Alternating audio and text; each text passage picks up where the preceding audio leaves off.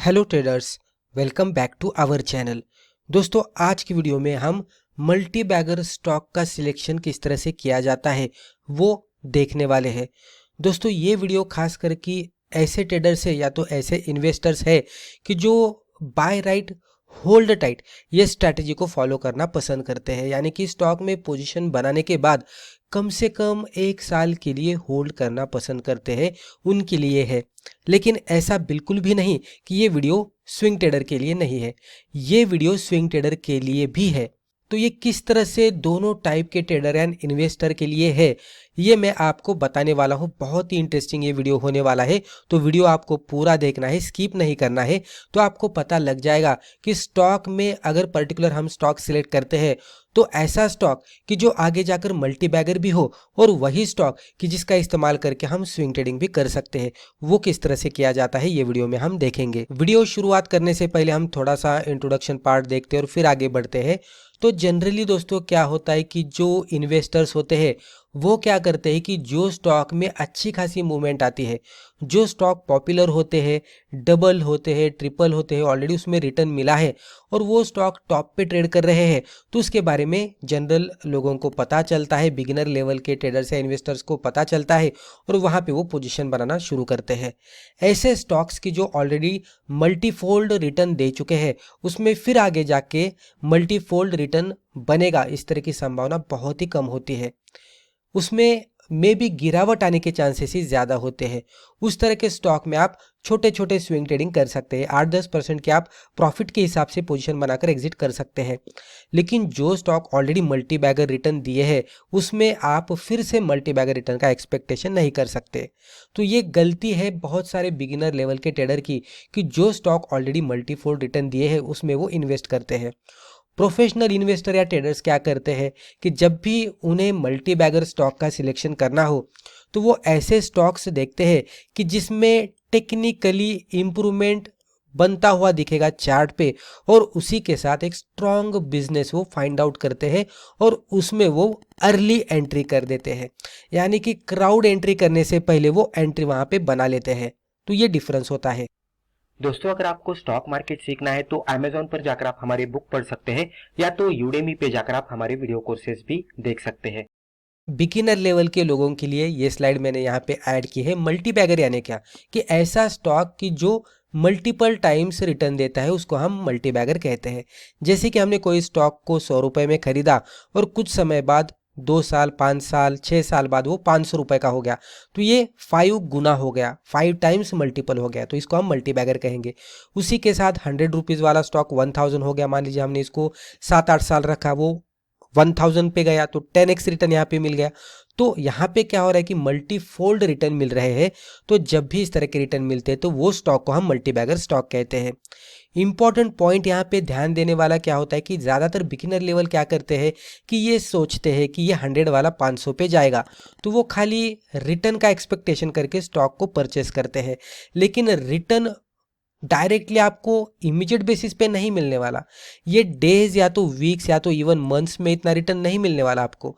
इतना रिटर्न मिलने के लिए आपके पोर्टफोलियो में वो स्टॉक को आपको ओवर ईयर्स रखना पड़ेगा, 3 साल, 5 साल, 10 साल उसको रखना पड़ेगा, तभी उतना रिटर्न आपको मिलता है। तो जब भी पोजीशन बनाते हैं तो पोजीशन बनाते समय हमारे मन के अंदर ये होता है कि 100 का 500 पे जाएगा, राइट, फिर 100 का 1000 पे जाएगा। तो ये मेंटेलिटी होती है और वो मेंटेलिटी रखते हुए हम उसमें पोजीशन बनाते हैं। लेकिन उसको ओवर द ईयर्स होल्ड करना है, मल्टीपल ईयर्स होल्ड करना है, वो मेंटेलिटी नहीं होती। तो मान लीजिए कि ये स्टॉक 100 का 120 पे भी चला गया और 20% भी रिटर्न हमें दिखने लगे, तो हम यहाँ पे क्या करते हैं, मान लीजिए कि 2 महीने के अंदर ये 20% गया, तो हम क्या करते हैं कि अभी इसको कौन होल्ड करेगा, राइट, इस तरह का एक दिमाग में ख्याल आता है और जो भी प्रॉफिट मिल रहा है वो बुक करके हम निकल जाते हैं। तो उसके वजह से जो पोटेंशियल मल्टीबैगर्स होते हैं कि जो आगे जाकर 5 फोल्ड 10 फोल्ड रिटर्न देने की क्षमता रखते हैं, तो वो स्टॉक हम अर्ली एग्जिट करते हैं। और 2-3 साल बाद जब भी हम वही स्टॉक को देखते हैं कि जो हमने 100 पे परचेस किया होता है वो 500 पे आया हुआ दिखता है, और हम वहाँ पे सोचते बैठते हैं कि ये स्टॉक को तो हमने खरीदा था सही लेवल पे, लेकिन सही लेवल पे बेच नहीं पाए, हमने यहाँ पे एक छोटा सा स्विंग ट्रेड लिया, राइट। तो ये भी संभावना आती है। तो आपको पहले ये समझ के इन्वेस्ट करना चाहिए, अगर आपको मल्टीबैगर एक्सपेक्टेशन है तो, कि आप इसको more than 1 year, 3 year, 5 years hold करने वाले, जो भी आपका ड्यूरेशन है वो ड्यूरेशन आप पहले कंसिडर कीजिएगा, और वो ड्यूरेशन ही आपका टारगेट के हिसाब से कंसिडर कीजिएगा कि मेरा टारगेट है 3 साल का, राइट। अमाउंट कितनी भी होने दो, प्राइस टारगेट कितना भी जाने दो, लेकिन होल्डिंग का टारगेट है 3 साल का, मैं 3 साल बाद इसको निकालूंगा। और इस तरह का कंसिडरेशन करके अगर आप कोई भी स्टॉक में पोजीशन बनाते तो डेफिनेटली आपको मल्टीपल स्टॉक्स ऐसे मिल जाएंगे कि जो आपको मल्टीफोल्ड रिटर्न दे रहे हैं, क्योंकि बहुत सारे स्मॉल कैप, मिड कैप 3 साल के बाद एक अच्छे खासे मल्टीबैगर होते हुए दिखते हैं, अगर हमने इसको सही लेवल पे परचेस किया होगा तो। अब यहाँ पे मैं क्विकली आपको एक मल्टीबैगर फार्मूला डिस्कस करता हूँ, कुछ लेवल्स के हिसाब से, तो कुछ स्टेप्स के हिसाब से। ये क्राइटेरिया के हिसाब से अगर कोई भी स्टॉक आपको दिखता है तो ये पॉसिबिलिटी दिखाता है कि आगे जाकर मल्टीबैगर हो सकता है। स्विंग के हिसाब से भी हम देखने वाले हैं, लेकिन एग्जांपल के स्लाइड पे, तब तक ये आप अच्छी तरह से समझ लीजिएगा, क्योंकि यही लॉजिक हम स्विंग के लिए भी अप्लाई करने वाले हैं। तो सीक्रेट वन या तो स्टेप वन आप कह सकते हैं, कि जो बहुत सारे बिगिनर लेवल इग्नोर करते हैं, अवॉइड करते हैं, इसलिए मैंने इसको सीक्रेट यहाँ पे लिखा है वर्ड। तो मंथली ब्रेकआउट, तो कभी भी हमें क्या करना है, जब भी मल्टीबैगर रिटर्न का एक्सपेक्टेशन है तो डेली चार्ट, वीकली चार्ट का इस्तेमाल करना ही नहीं है, हम खाली मंथली चार्ट का ही इस्तेमाल करेंगे, और ऐसे स्टॉक ढूंढने की कोशिश करेंगे कि जो मल्टी ईयर ब्रेकआउट दे रहे हैं मंथली चार्ट पे।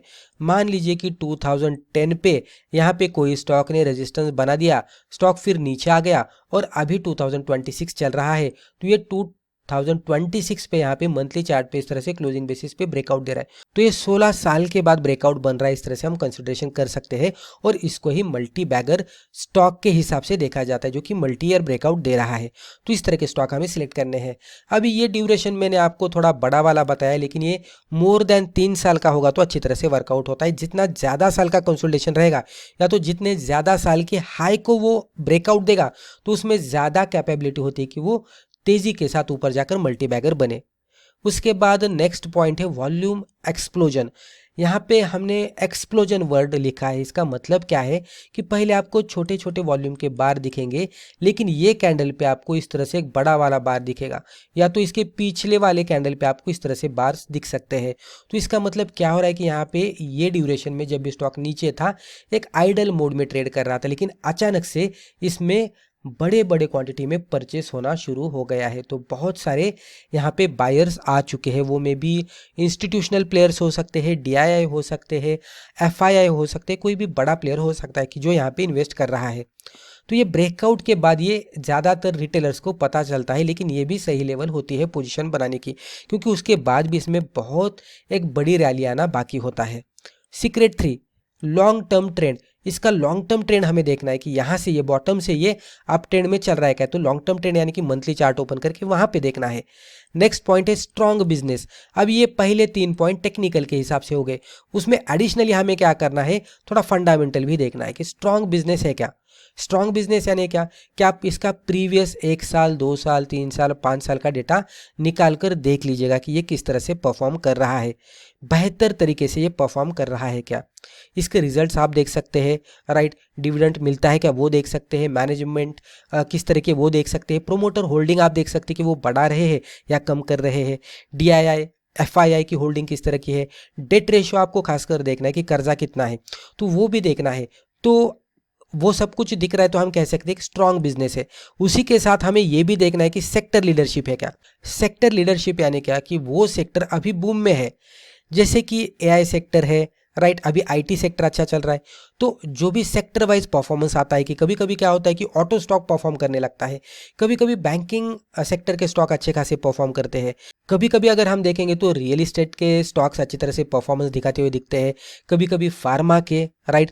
तो यहाँ पे हमें क्या करना है कि जो भी लेवल पे हम स्टॉक में पोजीशन बना रहे हैं, तो वहाँ पे सेक्टर किस तरह से परफॉर्म कर रहा है, तो सेक्टर का आप उसका भी चार्ट देख सकते हैं, उसके जो इंडेक्स है उसका, तो इंडेक्स का भी चार्ट देख सकते हैं। उसी के साथ जो भी स्टॉक में आप इन्वेस्ट कर रहे हैं तो उसके पीयर्स स्टॉक्स भी रहेंगे, तो वो भी आप देख सकते हैं। इससे क्या हो जाएगा कि आपको कुल मिलाकर पता लग जाएगा कि टेक्निकल के साथ स्टॉक का फंडामेंटल भी सही है और सेक्टर भी सही है। इसके वजह से क्या होता है कि स्टॉक में परफॉर्मेंस दिखाने की संभावना ज़्यादा से ज़्यादा हो जाती है। अब यहाँ पे एंट्री एग्जिट रूल्स देखते हैं। अभी हम यहाँ पे जैसे कि मैंने कहा कि आप दो तरीके से इसमें ट्रेडिंग या इन्वेस्टिंग कर सकते हैं। जैसे कि पोजीशन बनाने के बाद 3 साल के लिए होल्ड करना, लेकिन यहाँ पे ऐसा नहीं करना है कि 3 साल के लिए हमने बड़ी अमाउंट डाली और उसको 3 साल के लिए होल्ड किया। अगर ये स्टॉक नहीं चला और बहुत सारा नीचे गया तो आपको 50-60% की निगेटिव रिटर्न भी देखने को मिल सकती है। ये सिचुएशन आपके सामने ना आ जाए तो उसके लिए आपको क्या करना है, मनी मैनेजमेंट का सहारा लेना है। तो किस तरह से करना है, मान लीजिए कि आपके पास 1 लाख रुपीज़ का फंड है। 10 स्टॉक ऐसे ढूंढने हैं कि जो मल्टी ईयर ब्रेकआउट दे रहे हैं, जिसमें बिजनेस अच्छा दिख रहा है, सेक्टर अच्छा दिख रहा है, फंडामेंटल सही है, टेक्निकल सही है, हर एक एंगल से हमने देखा कि स्टॉक बहुत ही बढ़िया परफॉर्म करता हुआ दिख रहा है। फंडामेंटली, टेक्निकली, हर एक तरीके से, फाइनेंशियली स्टॉक हमें बहुत ही स्ट्रांग दिख रहा है। उस तरह के 10 स्टॉक आपको पहले से सिलेक्ट करके रखने हैं।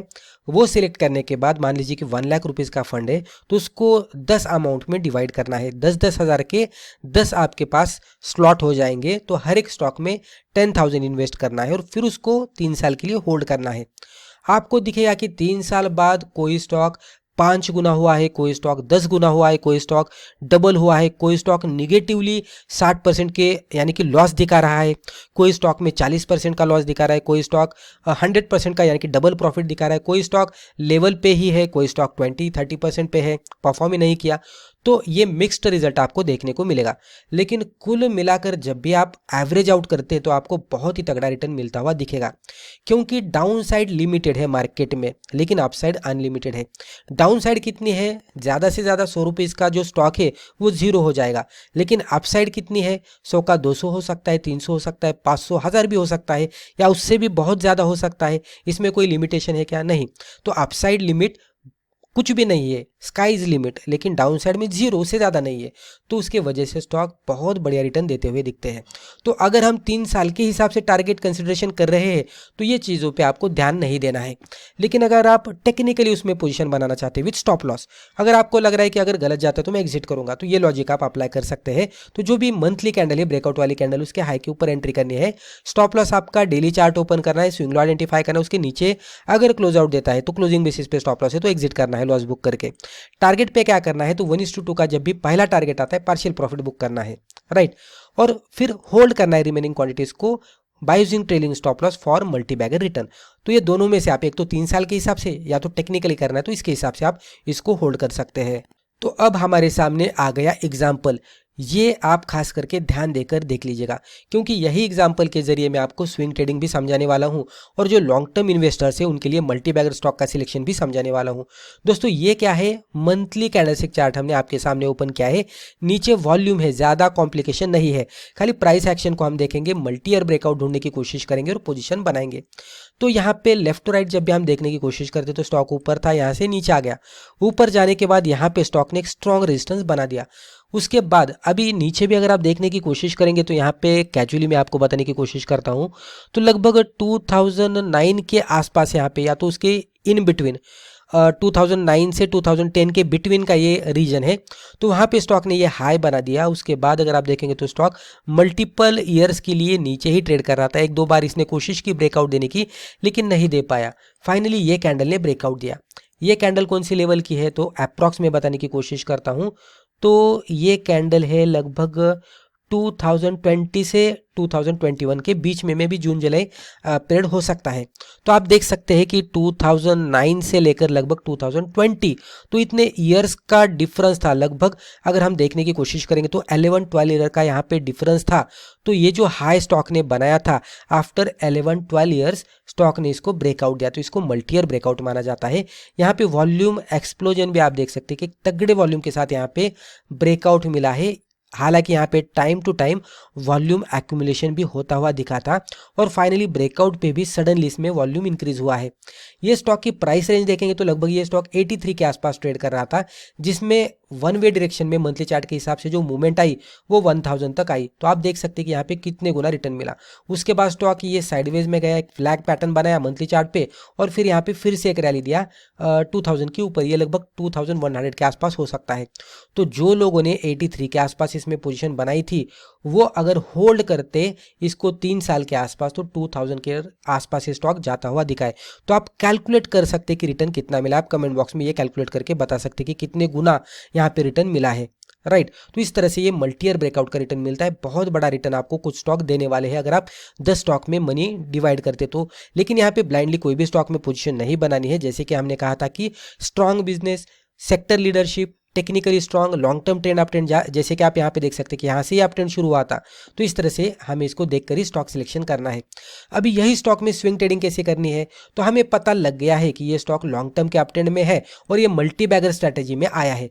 तो ये स्टॉक अभी क्या करेगा, तो शॉर्ट टर्म के चार्ट पे भी इस तरह से ट्रेड करेगा। थोड़ा ऊपर जाएगा, नीचे जाएगा, फिर रेजिस्टेंस को ब्रेकआउट देगा, फिर एक रैली बनाएगा, फिर नीचे आएगा, फिर रेजिस्टेंस को ब्रेकआउट देगा, फिर रैली बनाएगा, राइट। फिर ये रेजिस्टेंस बनाएगा, फिर यहाँ से नीचे आएगा, यहाँ पे सपोर्ट लेगा, फिर ब्रेकआउट देगा, फिर रैली बनाएगा।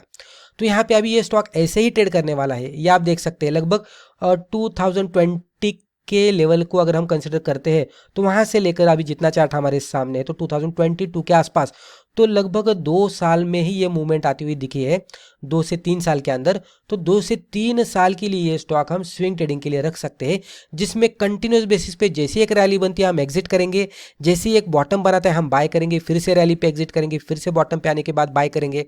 और ये स्टॉक ऐसे होते हैं कि लॉन्ग टर्म में स्ट्रॉन्ग अप ट्रेंड में होते हैं। तो इसमें डेली चार्ट पे भी आपको ज़्यादा गिरावट आती हुई नहीं दिखती, कुछ समय के लिए नीचे आता है लेकिन इमीडिएट बेसिस पे रिकवरी देता है और तेजी के साथ देता है। इस तरह के स्टॉक में मोमेंटम भी बढ़िया होता है और इसी तरह के स्टॉक में हम मल्टीपल टाइम स्विंग ट्रेड करके एक अच्छा सा प्रॉफिट भी कमा सकते हैं। तो स्टॉक सिलेक्शन का क्राइटेरिया एक ही है, एक इन्वेस्टर इसको पोजीशन बनाने के बाद 3 साल होल्ड कर रहा है और एक ट्रेडर जो कि स्विंग ट्रेडर है या तो शॉर्ट टर्म ट्रेडर है वो ब्रेकआउट या तो स्विंग आइडेंटिफाई करके उसमें पोजीशन बनाने के बाद 7% से लेकर 10, 15, 20% तक का प्रॉफिट आने के बाद एग्जिट कर रहा है, फिर से अपॉर्चुनिटी पे फिर एंट्री कर रहा है, फिर एग्जिट कर रहा है। तो इस तरह से एक ही स्ट्रैटेजी के साथ हम स्टॉक सिलेक्शन करके इस तरह से 2 तरीके से ट्रेड कर सकते हैं। तो दोस्तों मुझे लगता है कि रिस्पेक्टिव वीडियो में हमने जो भी डिस्कस किया इससे आपको जरूर फायदा हुआ होगा। दोस्तों वीडियो अगर पसंद आया तो वीडियो को लाइक जरूर कीजिएगा और इसी तरह के वीडियोस आगे भी जाकर देखने के लिए हमारे चैनल को सब्सक्राइब करके बेल आइकन को भी क्लिक कीजिएगा। धन्यवाद।